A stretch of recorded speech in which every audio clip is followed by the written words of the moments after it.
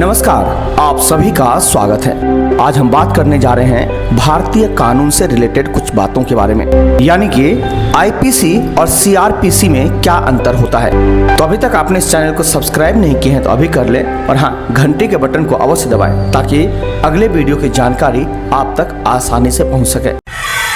क्या आप आईपीसी और सीआरपीसी के बारे में जानते हैं? किन प्रक्रियाओं के तहत अपराधी को गिरफ्तार किया जाता है? किस अपराध के लिए क्या सजा होती है? अपराधी को जेल में कितने समय के लिए रखा जाता है? जज के सामने कब पेश किया जाता है, इत्यादि।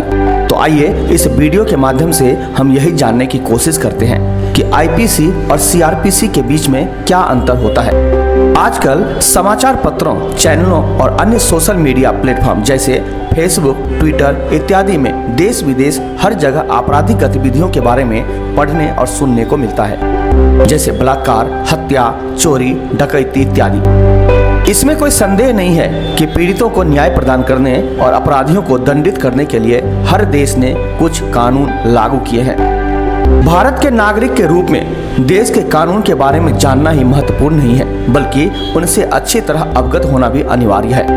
किस किस प्रकार के कानून को किन अपराधों में लागू किया जाता है, अपराधी को क्या सजा दी जाती है और क्यों, ये सब जानना जरूरी है। उससे भी पहले अपराध क्या होता है वगैरह भी पता होना अनिवार्य है। तो आइए आगे बात करते हैं। भारतीय दंड संहिता, इंडियन पेनल कोड आईपीसी और दंड प्रक्रिया संहिता code of criminal procedure CrPC क्या होती है और इनमें क्या अंतर होता है। सबसे पहले बात करते हैं आईपीसी क्या है। भारतीय दंड संहिता को इंडियन पेनल कोड, भारतीय दंड विधान और उर्दू में ताज-ए-हिंद भी कहते हैं, जो कि 1960 में बना था। आपने फिल्मों में देखा होगा कि कोर्ट में जब जज सजा सुनाते हैं तो कहते हैं कि ताज-ए-हिंद दफा 302 के तहत मौत की सजा दी जाती है। ये और कुछ नहीं बल्कि भारतीय दंड संहिता ही होती है, और दफा का मतलब होता है धारा या सेक्शन। ये धारा या सेक्शन लगातार संख्याओं को कहते हैं। आईपीसी में कुल मिलाकर 511 धाराएं यानी सेक्शन और 23 चैप्टर हैं, यानी 23 अध्यायों में बटा हुआ है। क्या आप जानते हैं कि 1834 में पहला विधि आयोग यानी फर्स्ट लॉ कमीशन बनाया गया था। इसके चेयरपर्सन लॉर्ड मैकॉल थे। इन्हीं की अध्यक्षता में आईपीसी का ड्राफ्ट तैयार किया गया था। 6 अक्टूबर 1860 में यह कानून संसद में पास हुआ और 1862 में यह पूरी तरह से लागू किया गया। यहाँ आपकी जानकारी के लिए बता दें कि विश्व का सबसे बड़ा दांडिक संग्रह यानी आईपीसी से बड़ा देश में और कोई भी दांडिक कानून नहीं है, इसलिए इसको मुख्य क्रिमिनल कोड भी कहते हैं। आईपीसी को लागू करने का मुख्य उद्देश्य था कि संपूर्ण भारत में एक ही तरह का कानून को लागू किया जा सके, ताकि अलग अलग क्षेत्रीय कानूनों की जगह एक ही कोड हो।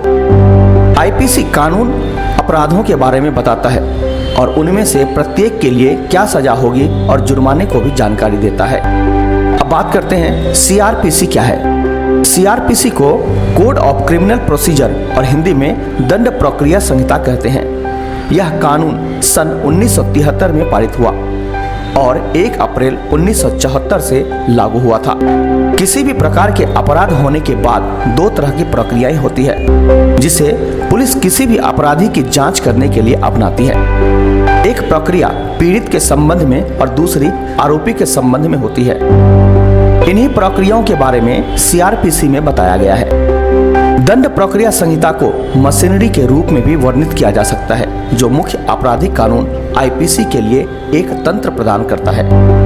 अब बात करते हैं प्रक्रियाओं के विवरण यानी इनके प्रकार के बारे में। अपराध की जांच, इन्वेस्टिगेशन ऑफ क्राइम, संदिग्धों के प्रति बर्ताव, ट्रीटमेंट ऑफ द सस्पेक्ट्स, साक्ष्य संग्रह प्रक्रिया, एविडेंस कलेक्शन प्रोसेस, यह निर्धारित करना कि अपराधी दोषी है या नहीं। आइए कुछ उदाहरणों की मदद से आईपीसी और सीआरपीसी के बारे में हम जानने की कोशिश करते हैं। क्या आपने कभी किसी वाहन को चलाते वक्त या सड़क पर चलते वक्त ध्यान दिया है कि सड़क पर लिखा होता है कि वाहन को इतनी स्पीड से ज्यादा न चलाएं। नेशनल हाईवे पर भी वाहन को चलाने की स्पीड के बारे में सड़क पर लिखा होता है, जैसे 90 किलोमीटर प्रति घंटे या 100 किलोमीटर प्रति घंटे, कुछ भी हो सकता है। अगर आप इस स्पीड लिमिट को तोड़ते हैं या ज्यादा तेज वाहन चलाते हैं तो आप कानून तोड़ रहे हैं। यही आपको बता दें कि आईपीसी का 279 यानी 279 सेक्शन कहता है कि रैश ड्राइविंग या उपेक्षापूर्ण वाहन चलाने के लिए दंड का प्रावधान है, यानी इसमें 6 महीने का कारावास या 6 महीने की सजा हो सकती है। अब बात करते हैं कि आईपीसी और सीआरपीसी में अंतर क्या होता है। कानून को 2 हिस्से या सेगमेंट में बांटा गया है। पहला मौलिक विधि, दूसरा प्रक्रिया विधि।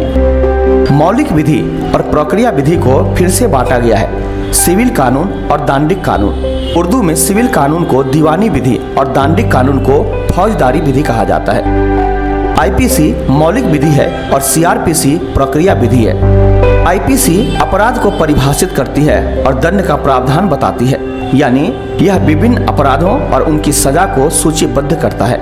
वहीं सीआरपीसी आपराधिक मामले के लिए किए गए प्रक्रियाओं के बारे में बताती है। इसका उद्देश्य आपराधिक प्रक्रिया से संबंधित कानून को मजबूत करना है। क्या आप जानते हैं कि अपराध क्या होता है? आइए इसको उदाहरण से समझते हैं। मान लीजिए सड़क पर 5 लोगों ने किसी आदमी को रोका और डरा धमका के उससे घड़ी, पैसे और चैन इत्यादि सामान ले लिए और अखबार में खबर छपती है कि 5 लोगों ने एक आदमी को सरेआम लूटा। तो क्या ये लूट है? इसी प्रकार एक और उदाहरण देखिए कि 2 लोग किसी भी बैंक में रात में घुसते हैं और 2 करोड़ रुपए ताला तोड़कर निकाल लेते हैं और अखबार में छपता है कि 2 लोगों ने बैंक में डकैती डाली। तो क्या ये डकैती है? हम आपको बता दें कि ये दोनों खबर गलत छपी हैं। न तो वह लूट थी और न तो वह डकैती। अब यह जानने के लिए कि फिर ये कौन से अपराध हुए, इसके लिए आईपीसी में दिए गए अध्यायों का अध्ययन करना होगा। आईपीसी के अनुसार अगर 5 लोग कहीं मिलकर लूट करते हैं तो वह डकैती होती है, यानी उन 5 लोगों ने जो उस आदमी को रोककर उससे उसका सामान लिया तो वह डकैती थी। और दूसरे में जो 2 लोग बैंक में घुसे थे, आईपीसी के अनुसार 2 लोग कभी डकैती नहीं कर सकते। डकैती करने के लिए कम से कम 5 लोगों का होना जरूरी है। किसी को डराना और धमकाना ये डकैती के दौरान किया जाता है। बैंक में 2 लोगों ने रात में पैसे निकाले, इसके लिए उन्होंने किसी को न तो डराया और न ही धमकाया, इसलिए यह डकैती न होके चोरी है। अगर दिन में ये 2 लोग गार्ड या लोगों को डराकर बंदूक की नोक पर पैसे ले जाते तो ये लूट होती, और अगर 5 लोग होते तो डकैती होती। इन सब चीजों के बारे में या तो यूं कहें कि इन सब की परिभाषाएं आईपीसी में मिलती हैं। अगर कोई चोरी करता है तो आईपीसी के सेक्शन 379 के तहत 3 साल का कारावास और जुर्माना हो सकता है। लेकिन अगर किसी घर में या किसी बिल्डिंग में या किसी परिसर में चोरी होती है तो आईपीसी की धारा 380 यानी 380 के तहत 7 साल का कारावास हो सकता है।